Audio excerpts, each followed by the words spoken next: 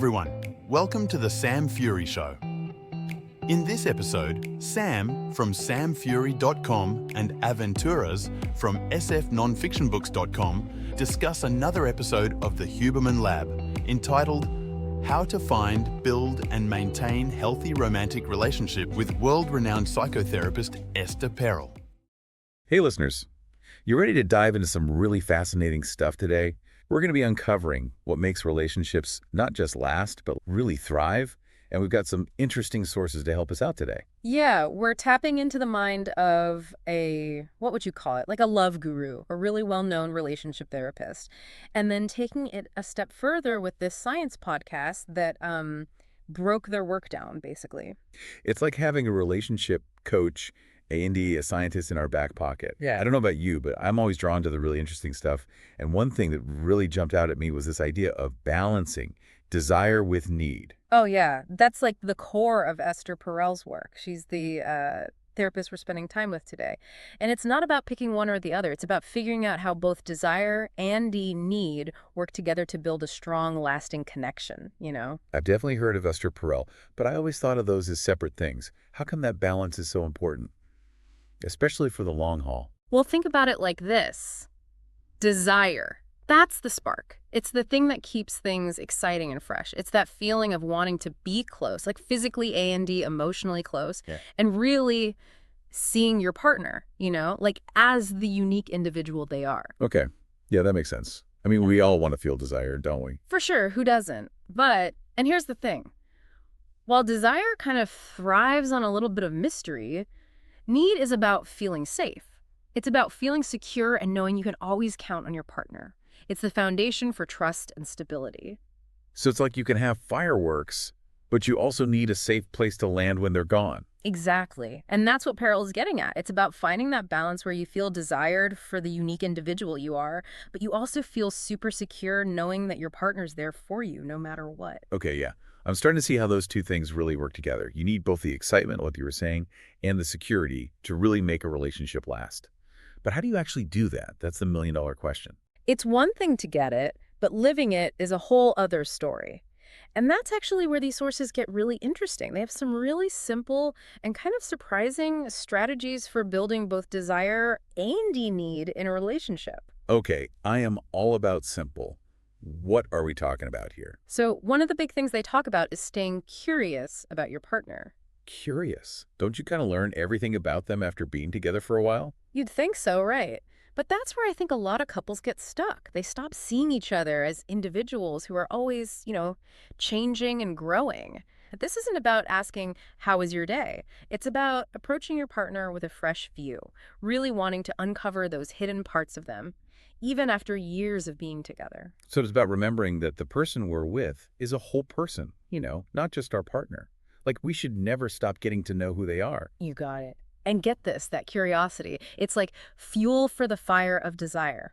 It keeps things exciting because you're always finding out new things about your partner, even after all this time. That's really interesting. So it's the little things that really make a difference then. Another one they talked about was embracing playfulness. Think back to that lighthearted, joyful feeling you had way back when you first met. Oh yeah, who doesn't love a good laugh? Life gets in the way sometimes though, doesn't it? It really does, and that's why it's so important to make time for fun and lightheartedness. It's about creating those little moments of laughter, silliness, and connection that remind you of why you fell for each other in the first place. Okay, that one I can get behind. A little laughter can definitely go a long way in any relationship. What else did what did you call them, love gurus suggest? Well, this one might seem kind of obvious, but they talked about making sure you're spending quality time together. And I'm not talking about just being in the same room while you're both on your phones. You're kidding, right? Okay. So just being in the same room isn't always enough. Yeah. Are you saying those nights, just chilling and watching TV don't count? Well, maybe not always. It's more about having dedicated time for really connecting, for those real conversations, doing stuff together, and just enjoying each other without distractions. So putting the phones down, turning the TV off, and really just being present with each other. Exactly. And they were very clear about this. Making your relationship a priority has to be a choice, something you both actively do. You're right. Sometimes just being in the same room, scrolling on your phones, doesn't quite cut it. We can all do better than that. But there was this one thing in these sources that I wasn't so sure about at first. It felt kind of backward.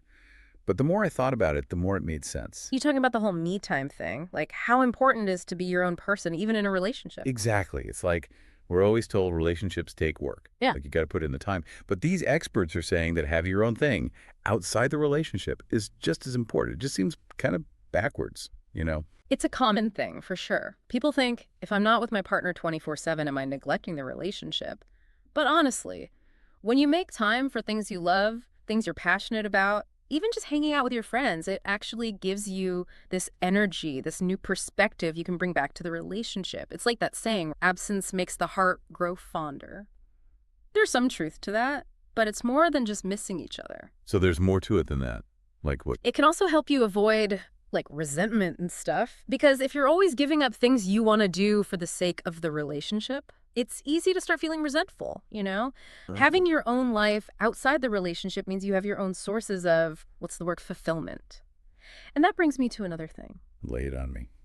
It helps you hold on to who you are as an individual. Remember, you're not like half of a whole. You're a complete person who chooses to be with another complete person. I like that. Two whole people coming together. So how does this me time idea actually work in a healthy relationship? Was there anything in the sources about this? Yeah, think of it like this. Imagine you spend the whole weekend doing something you're really into, a hobby or something your partner doesn't really get. You come back to the relationship feeling refreshed, excited even, with these new stories to tell and a fresh outlook. Yeah, okay. Instead of being all bummed that your partner was off doing their own thing, you're actually excited to hear about it. I think you've got stuff to share too. It's like, keeps things interesting. Totally. But we got to talk about the elephant in the room, right? We can't talk about relationships without talking about conflict. Oh, here we go. Conflict. It's going to happen, right? No matter how much you love each other, you can't avoid disagreements forever. So what do we do about those inevitable arguments? Exactly. You can't just pretend they're not happening. But here's the thing. Conflict doesn't have to be a bad thing. It can actually be a chance to grow closer and understand each other better. It all comes down to how you deal with it.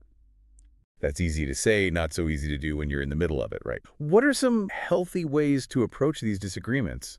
These sources had some tips on this, right? They did. And it starts with how you look at it. Instead of seeing it as a fight, you gotta win.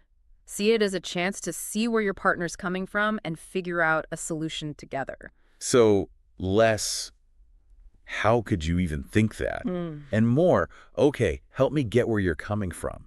Like remembering you're on the same team, even when it feels like you're on opposite sides. 100%. It's about remembering you're in this together. You're partners, right? And you're figuring things out together as you go. And that's where listening comes in, like really listening. Active listening. I think I've heard of that. What does that actually look like? It's about really trying to understand your partner's point of view, even when you don't agree with them. It's like trying to see the situation through their eyes, walking in their shoes for a minute. So it all comes down to communication then, doesn't it? Being open and honest, but also being cool with each other, even when it's hard.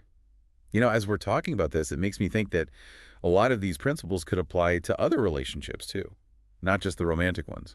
You're totally right. Whether we're talking about friends, family, or even coworkers, those core things, curiosity, playfulness, quality time, and just talking to each other with respect, those can make a huge difference. It's like a guidebook for building stronger connections with all the important people in our lives. For sure. And, you know, just like in those romantic relationships, remembering to be our own people, but still being in those relationships. And like you said, seeing disagreements as chances to grow instead of fights to win. It all helps us build those deep connections with the important people in our lives, you know? Yeah, it really makes you think about how you act in all your relationships, huh? Got to keep those, what would you call it? Good relationship vibe, going strong in every part of our lives. Love it. Good relationship vibes. I like that. Well, I think we've really gone deep today, listeners. We talked about balancing desire and need. Remember that? And we talked about how important playfulness and me time are. And we even tackled the big one, conflict. But this time, we've got some new ways to think about it, some actually useful tips, right? It's been a journey for sure. We really got into it, didn't we? Not just lasting love, but all those little things we can do to make our relationships, all of them, stronger and more fulfilling. We really did. And you know what? This is just the beginning. There's a whole lot more to learn about relationships.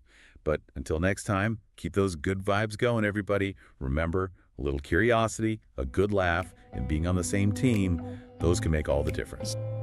Thanks for tuning in to The Sam Fury Show. If you found this episode useful, let us know with a like, follow, and share.